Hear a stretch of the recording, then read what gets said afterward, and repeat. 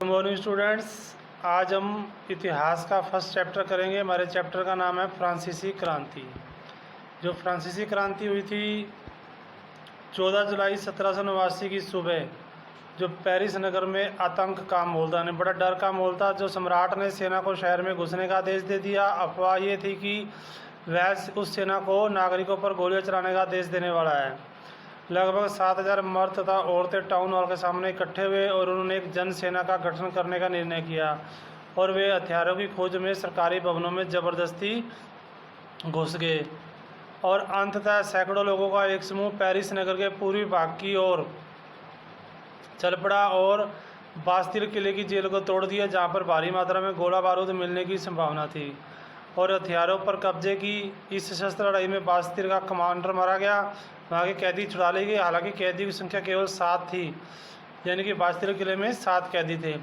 सम्राट की निरंकुश शक्तियों का प्रतीक होने के कारण बास्तिल किला लोगों के लिए घृणा का केंद्र बना हुआ था, इसलिए किले को ढहा दिया गया और इसके अवशेष बाजार में उन लोगों को बेच दिए जो इस ध्वंस को बतौर स्मृति चिन्ह सजाना चाहते थे। इस घटना के बाद कई दिनों तक पेरिस तथा देश के देहाती क्षेत्रों में कई संघर्ष हुए। अधिकांश जनता पाव रोटी की महंगी कीमतों का विरोध करी थी। बाद में इस दौर का सिंहावलोकन करते हुए इतिहासकारों ने एक लंबे घटनाक्रम की शुरुआती कड़ियों के रूप में देखा, जिसकी परिणति फ्रांस के सम्राट को फांसी दिए जाने से हुई। हालांकि उस समय अधिकांश लोगों को ऐसे नतीजे की कोई उम्मीद नहीं थी। ऐसा क्यों हुआ, कैसे हुआ? 18वीं शताब्दी के उत्तरार्ध में फ्रांसीसी समाज कैसा था? देखो, सन 1774 में बुर्बो राजवंश का लुईस 16वां, यानी लुईस 16वां शासक था। वो बुर्बो राजवंश का था। वो फ्रांस की राजगद्दी पर आसीन हुआ। उस समय उसकी उम्र केवल 20 साल थी, यानी जब राजा बैठा तो उसकी उम्र कितनी थी? 20 साल। उसका विवाह ऑस्ट्रिया की राजकुमारी मैरी एंतोइनेट से हुआ। राज्य रोन के समय उसने राजकोष खाली पाया। लंबे समय तक युद्धों के कारण फ्रांस में वित्तीय संकट पैदा हो गया था। वित्तीय संसाधन सारे नष्ट हो चुके थे। वर्साई के विशाल महल और राज दरबार के शानो शौकत बनाए रखने की फिजूल खर्ची का बोझ अलग से था, क्योंकि लुई 16वें के शासनकाल में फ्रांस ने अमेरिका के 13 उपनिवेशों को साझा शत्रु ब्रिटेन से आज़ाद कराने में सहायता की थी और इस युद्ध के चलते फ्रांस पर 10 अरब लिब्रे वहाँ की करेंसी का नाम है, से भी अधिक का कर्ज और जुड़ गया, जबकि उस पर पहले से ही 2 अरब लिब्रे का बोझ चढ़ा हुआ था। सरकार से कर्जदाता अब 10% ब्याज की मांग करने लगे, जिसके कारण फ्रांसीसी सरकार अपने बजट का बहुत बड़ा हिस्सा दिनों दिन बढ़ते जा रहे कर्ज को चुकाने पर मजबूर थी। अपने नियमित खर्चों जैसे सेना का रखरखाव, राजदरबार, सरकारी कार्यालय, विश्वविद्यालयों को चलाने के लिए फ्रांसीसी सरकार करों में वृद्धि करने के लिए बाध्य होगी। पर यह कदम भी नाकाफी था, क्योंकि 18वीं शताब्दी में फ्रांसीसी समाज 3 एस्टेट में बटा हुआ था और केवल तीसरे एस्टेट, जिसमें साधारण लोग आते थे, वही कर देते थे। देखो, ये चित्र में दिखा रखा है। जो प्रथम स्टेट में पादरी वर्ग आते थे, दूसरा स्टेट है उसमें कुलीन वर्ग के लोग आते थे, तीसरे स्टेट में बड़े बड़े व्यवसायी, व्यापारी, अदालती कर्मचारी, वकील आदि, किसान और कारीगर, छोटे किसान और भूमिहीन मजदूर ये आते थे। यानी कि वर्गों में विभाजित फ्रांसीसी मध्यकालीन सामंती व्यवस्था थी। वहाँ पर प्राचीन राजतंत्र पद का प्रयोग केवल सन 1789 से पहले फ्रांसीसी समाज एवं संस्थाओं के लिए होता था। यानी कि चित्र फ्रांसीसी समाज की वर्ग व्यवस्था ये दर्शाती है कि पूरी आबादी का लगभग 90% किसान थे, लेकिन ज़मीन के मालिक किसानों की संख्या बहुत कम थी। 60% ज़मीन पर कुलीनों, चर्च, तीसरे स्टेट के अमीरों का अधिकार था। प्रथम 2 स्टेट कुलीन और पादरी वर्ग के लोगों को कुछ विशेष अधिकार भी जन्म से प्राप्त थे। इनमें सबसे महत्वपूर्ण विशेष अधिकार ये था कि राज्य को दिए जाने वाले करों से उन्हें छूट थी। कुलीन वर्ग को कुछ सामान्य सामंती विशेषाधिकार भी हासिल थे और वह किसानों से सामंती कर वसूल करते थे। किसान अपने स्वामी की सेवा, स्वामी के घर एवं खेतों में काम करना, सैन्य सेवा देना अथवा सड़कों के निर्माण में सहयोग करना आदि सारा कुछ देते थे। चर्च भी किसानों से कर लेती थी। कर का एक हिस्सा टाइड कहलाता था, यानी कि जो टाइड क्या था, एक तरह का धार्मिक कर था जो चर्च को दिया जाता था। और तीसरे स्टेट के तमाम लोगों को सरकार को तो कर चुकाना ही होता था। इन करों में टाइल नाम का एक प्रत्यक्ष कर था और अनेक अप्रत्यक्ष कर भी शामिल थे। फिर है क्रांति की शुरुआत। देखो, पिछले भाग में हम पढ़ चुके हैं किन कारणों से क्रांति की शुरुआत हुई। क्योंकि लुई 16वें ने कर बढ़ा दिए थे। तो क्या आप सोच सकते हैं कि उसने ऐसा क्यों किया? प्राचीन राजतंत्र के तहत फ्रांसीसी सम्राट अपने मर्जी से नहीं कर लगा सकते थे। इसके लिए उसे एस्टेट जनरल यानी प्रतिनिधि सभा की बैठक बुलाकर नए करों के लिए अपने प्रस्तावों की मंजूरी लेनी पड़ती थी। एस्टेट जनरल एक राजनीतिक संस्था थी जिसमें तीनों एस्टेट अपने अपने प्रतिनिधि भेजते थे, लेकिन सम्राट ही यह निर्णय करता था कि संस्था की बैठक कब बुलाई जाए, और इसकी अंतिम बैठक सन 1614 में बुलाई गई थी। फ्रांसीसी सम्राट लुई 16वें ने 5 मई 1789 को नए करों के प्रस्ताव के लिए अनुमोदन के लिए स्टेट जनरल की बैठक बुलाई। प्रतिनिधियों की मेज़बानी के लिए वर्साई के एक आलीशान भवन को सजाया गया। पहले और दूसरे स्टेट ने इस बैठक में अपने 300 प्रतिनिधि भेजे, आमने सामने कतार में बिठाए गए। तीसरे स्टेट के 600 प्रतिनिधि उनके पीछे खड़े किए गए थे। तीसरे स्टेट का प्रतिनिधित्व इसके अपेक्षाकृत समृद्ध एवं शिक्षित वर्ग कर रहे थे। किसानों, औरतों और कारीगरों का सभा में प्रवेश वर्जित है। फिर भी 40,000 पत्रों के माध्यम से उनकी शिकायतों और मांगों की सूची बनाई गई, और जिसे प्रतिनिधि अपने साथ लेकर आए थे। तो जिस वक्त नेशनल असेंबली संविधान का प्रारूप तैयार करने में व्यस्त थी, पूरा फ्रांस आंदोलन कर रहा था। कड़ाके की ठंड के कारण फसल मारी गई थी और पावरोटी कीमतें आसमान को छू रही थी। बेकर मालिकों की स्थिति का फायदा उठाते हुए उन्होंने जमाखोरी में जुटे हुए थे।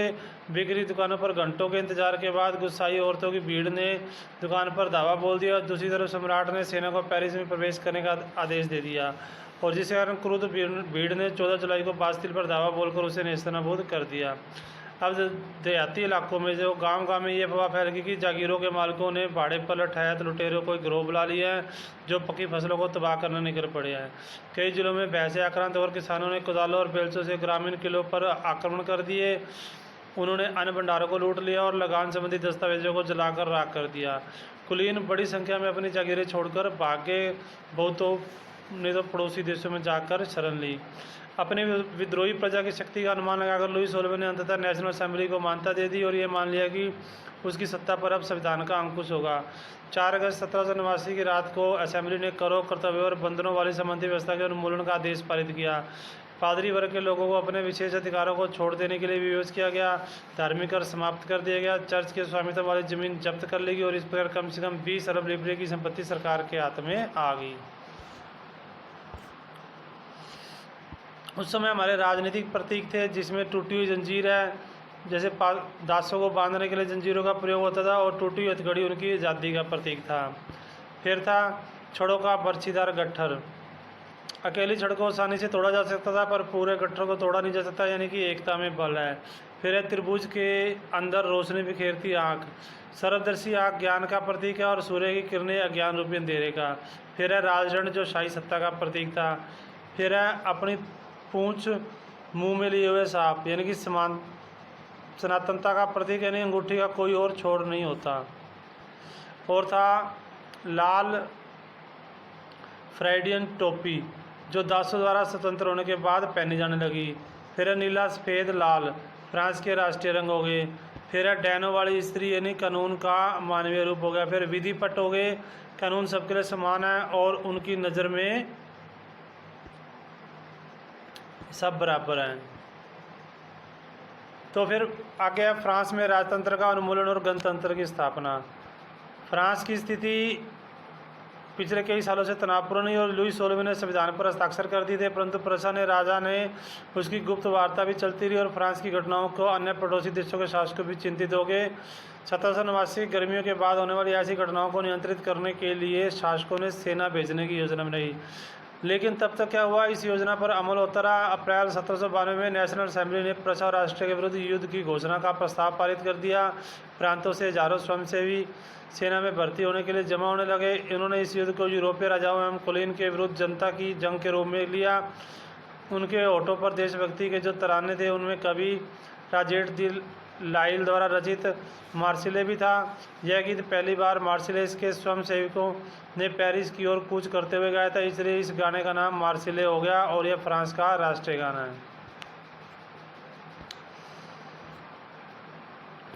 उस समय जो जैकबिन दल था उसके 100 कुलांत के नाम से जाना जाता था, जिसका शाब्दिक अर्थ होता था बिना घुटने वाले, यानी 100 कुलांत पुरुष लाल रंग की टोपी भी पहनते थे जो स्वतंत्रता की प्रतीक थी।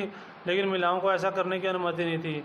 सन 1792 गर्मियों में जैकबिनों ने खाद्य पदार्थों की महंगाई एवं अभाव से नाराज पेरिस वासियों को लेकर एक विशाल हिंसक विद्रोह की योजना बनाई और 10 अगस्त की सुबह उन्होंने टुलेरियस के महल पर धावा बोल दिया और राजा के रक्षकों को मार दिया और खुद राजा को कई घंटों तक बंधक बनाए रखा और बाद में असेंबली ने शाही परिवार को जेल में डाल दिया।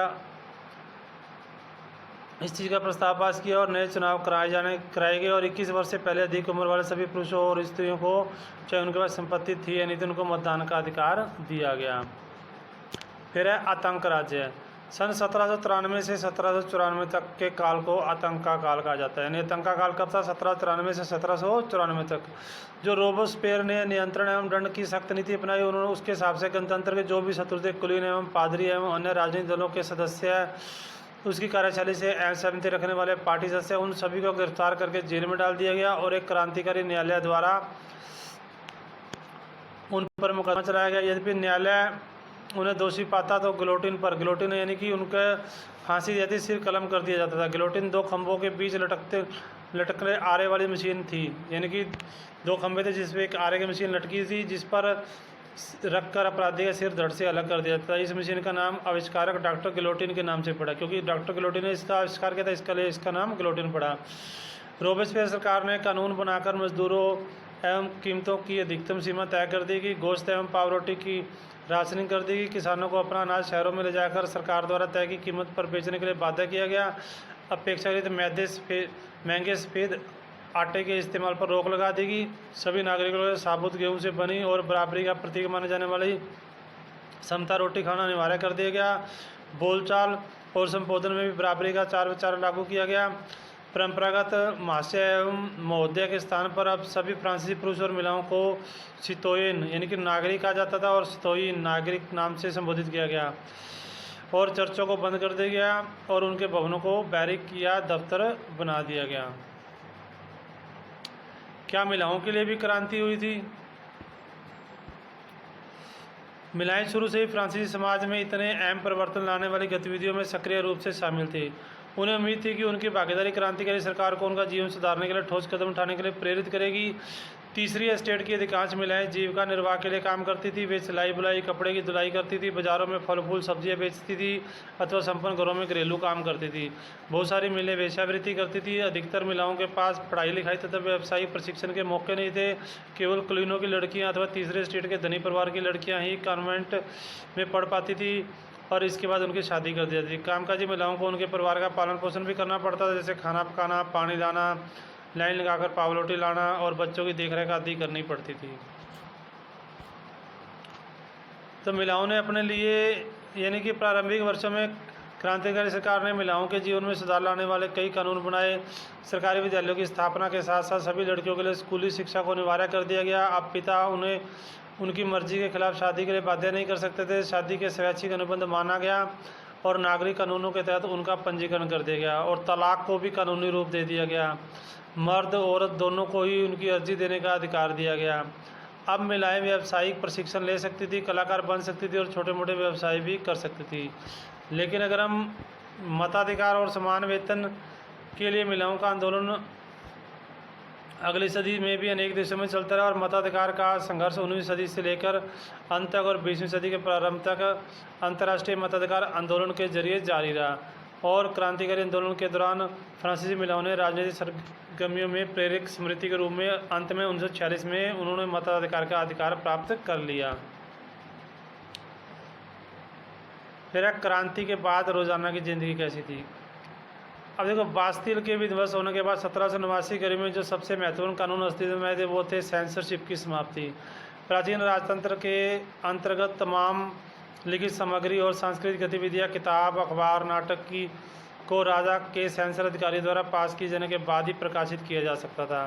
परंतु अब अधिकारों के घोषणा पत्र में भाषण की एवं अभिव्यक्ति की स्वतंत्रता को नैसर्गिक अधिकार घोषित कर दिया गया। परिणामस्वरूप फ्रांस के शहरों में अखबारों में, पर्चों में, पुस्तकों में छपी तस्वीरों की बाढ़ सी आ गई और जहाँ से वह तेजी से गांव देहात तक पहुंची, इससे फ्रांस में घट रही घटनाओं और परिवर्तनों का ब्यौरा और उन पर टिप्पणी होती थी। प्रेस की स्वतंत्रता का मतलब था कि किसी भी घटना पर परस्पर विरोधी विचार भी व्यक्त किए जा सकते थे। प्रिंट माध्यम का उपयोग करके एक पक्ष ने दूसरे पक्ष को अपने दृष्टिकोण से सहमत कराने की कोशिश की। नाटक, संगीत तथा उत्सव जुलूसों ने असंख्य लोग जानने लगे। स्वतंत्रता और न्याय के बारे में राजनीतिज्ञों ने, दार्शनिकों ने पंडिताईपूर्ण लेखन को समझने और उनसे जुड़ने वाले लोकप्रिय तरीका किताबों को पढ़ना बताया।